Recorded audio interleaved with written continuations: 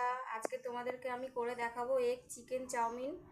তা দেখো আমার কি কি লাগবে চিকেন চাউমিন করতে। এগ দিয়ে এখানে আলু কুচিয়ে নিয়েছি, আমি একটু আলু দেবো যেহেতু বাচ্চারা খাবে। এখানে পেঁয়াজ কুচি, লঙ্কা কুচি, একটা ডিম নিয়েছি, আর এই যে চিকেনটাকে কিমা করে নেওয়া হয়েছে।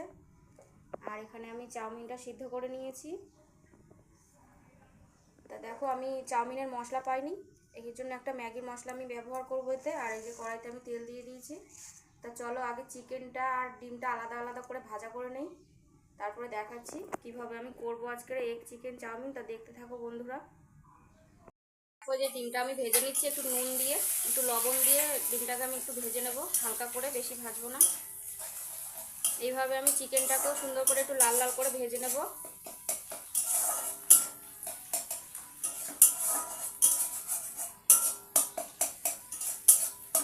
এইভাবে বাড়িতে অবশ্যই ট্রাই করে দেখবে, খুব ভালো লাগবে।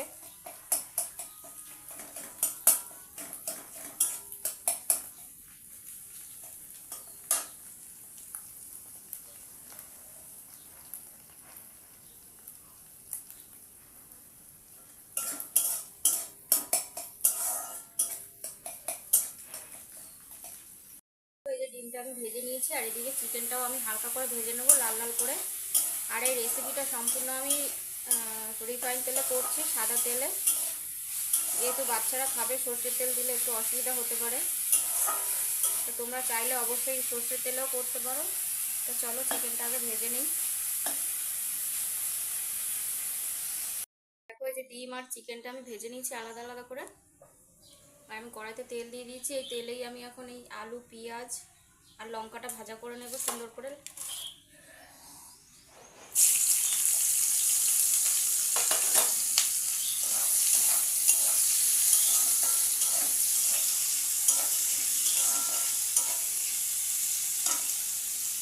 এতে আমি একটু লবণ দিয়ে দেবো।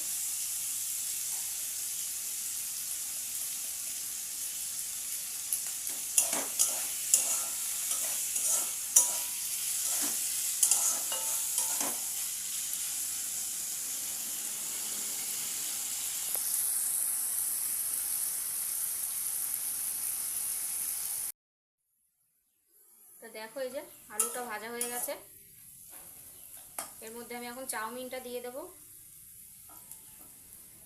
এই যে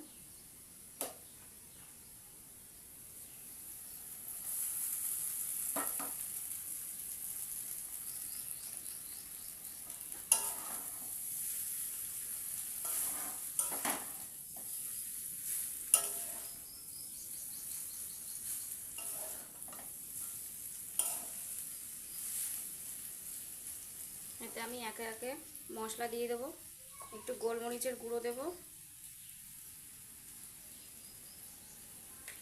আর ম্যাগি মশলাটাও দিয়ে দেবো।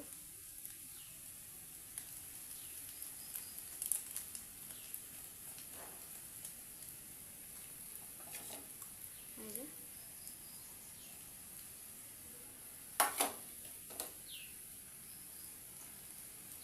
দিয়ে দিলাম। এবারে এটা আমি ভালো করে মিক্স করে নেব।